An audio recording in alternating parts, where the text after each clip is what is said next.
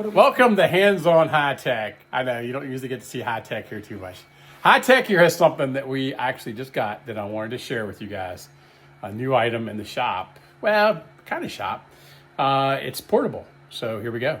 Like and subscribe below. We will put you a link to this thing because we haven't used it a lot, but man, what we have seen so far is pretty cool. So stand by. All right, so this is what we're talking about. It's the Anker Solix. What is this thing called? A generator? It's a portable power station. Portable power station. Solar generator. So right now we got it plugged into said 3D printer over here just to play with it. All three of them. Well, two printers and the heater.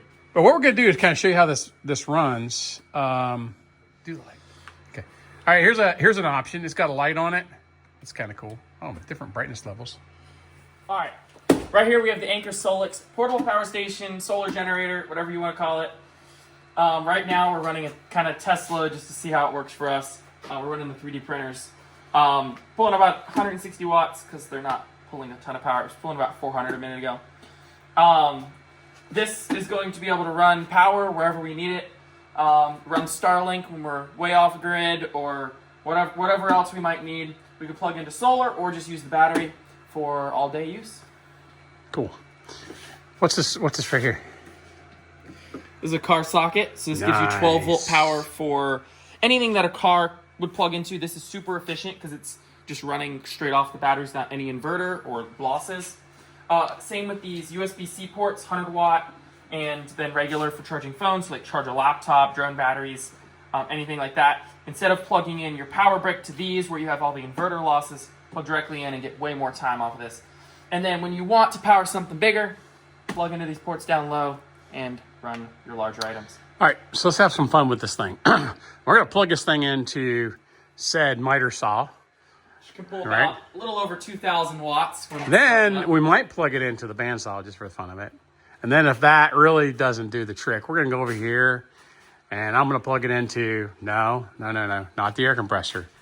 But that puppy right there, that pulls some amperage. The dust collector. The dust collector. I know it does. All right, so let's. The lights in here. It dims the light. So, let's give this thing a whirl, shall we? All right. I saw that blink. All right. Let's set it. Oh, I'll set it up here. Yeah, set it up there. All right. You got it. You got the cord. Plug the miter saw. All right. And then I will hold the camera while you do some sawing. Oh, I'm gonna do some sawing. Okay. See if you can get the. Yeah. I've turned the power outlets on pressing this button. So that's how you activate the power outlets. It says it's doing 60 hertz on the power outlets.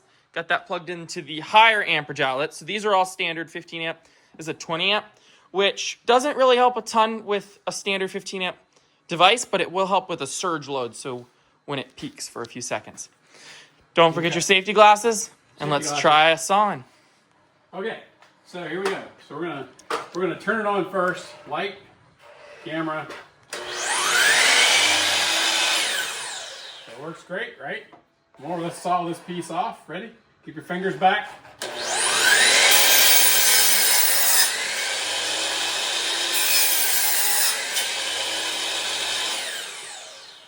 And you can see over here the fan kicked on. And it says it's pulling close.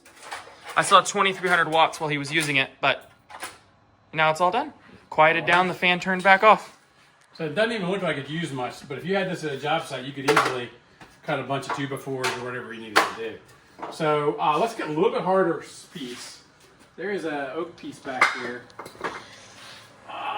There we go. Let's just trim this end of this oak piece out just for the fun of it. Turn the light back on. You square that up anyway. Probably would want it squared up anyway. Ready?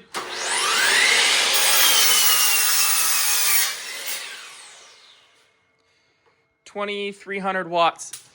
That's about max it looks like, but it does a good job. The surge load on this is rated for 2,000 watts for a consistent-ish period. 1,800 watts for like full consistent. But it says on the website that it's able to surge higher, but the voltage isn't always consistent. With something like a miter saw that's not super picky about the voltage, that's okay. But with sensitive electronics, you might want to be careful pulling super heavy loads. All right, let's plug this back into the wall so don't forget. And let me take this thing Let's just go straight to the hard let's load. go straight to the hard load. Okay. I know there's a lot of stuff in here. Let's move my bike out of the way. All right, let's see. Well, I think it'll reach. Okay. All right.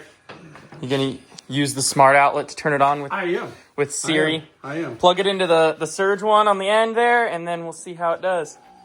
Oh, it already. Oh, might be too much. I think it's too much. I think it flipped the breaker. So if it does flip the breaker is over here on the side. You can push that in, and it did flip right here. So let's make sure your thing here is turned off, and then we'll see. It should be off now. Okay. Here, I'll get it. Let's see here. I think it's still recognizing this load. Gonna turn the power lights on. The fan kicked on. Plug this in. Nope. It's just a little too much for it. All right, so but that's too much for it. But considering the fact that it did 2,300 watts on the other one, I think we can give it a little break on this heavy load. This is the heaviest load you're gonna get, honestly. That thing, when it goes to start. You can even see our main lights in here flickered on shore power. Here we go. We're gonna do bandsaw, which I think pulls a lot too. We're gonna see. You know which one's which? It doesn't matter. I don't really. Whichever. Let's see. No, I don't. And then the other one is which one you want to do first? All right, we noticed that there's a child protector thing on this. So you got to kind of slide it to the side as you push it in, kind of funky. But all right, so let's try. Let's see what happens. Keep an eyeball on it. I can't see it over here. Here, you keep an eyeball on that. I'm gonna turn on the bandsaw. I'm not gonna cut it. Just turn it on. You ready? Power tools are a lot of power. That's a heavy load again. That's a It heavy load flipped again. it. This one isn't as much power. I've seen that one. I've seen this bandsaw one actually flip the breaker when that's the bandsaw right there. So when you flip the breaker, you just gotta hit the button and then wait for it to let you reset it. Unplug everything. Ready? Well, it still hasn't reset itself yet over here. There we go. Just turned it back on. All right, ready? Let's try this one.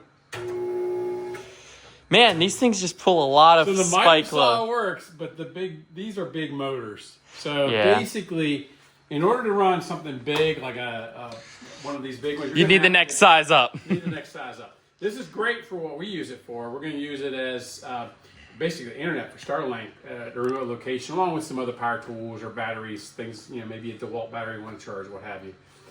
Nothing like these that we're going to run here. This is a different animal. I'm sure if we plug this into the microwave, we get the same result. So big, heavy loads, probably not a good idea. Meaning these are like 2 horsepower motors probably on these units. Same thing on my table saw. But if you had a soft start, these are actually using a little bit of a soft start.